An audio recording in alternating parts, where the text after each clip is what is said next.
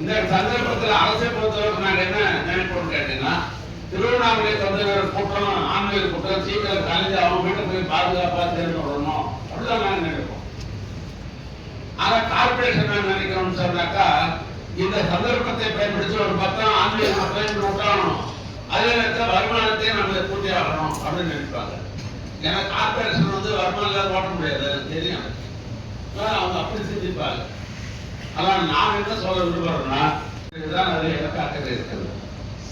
ஆனால் தீபத்தன்றைக்கு மட்டில் இந்த தனியார் வண்டிகள் இருந்து பார்த்தீங்கன்னா, இந்த பக்கத்தில் இருக்கிற கிராமங்கள் இந்த வகைக்கு தான் தனியார் வண்டி பஸ்லாம் இருக்கும். அது ஒன்றும் திருப்பூருக்கும் திருச்சிக்கெல்லாம் இருக்காது.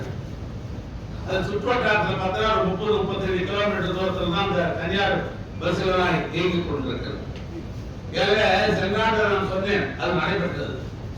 ஏன்னா ஆர்டிஓக்கள் ரீஜனல் டிரான்ஸ்போர்ட் அத்தாரிட்டி அவர்கள் பஸ் ஸ்டாண்டில் உட்கார்ந்து கொண்டு தனியார் வாகனங்களை அனுப்புவதே கொஞ்சம் கவனமாக இருப்பாங்க எப்பொழுதும். அப்ப என்ன பண்ணுவாங்கன்னா, நம்மளால போய் இந்த கார்பரேட்ல இருக்கிற நம்ம ஆட்கள், அதாவது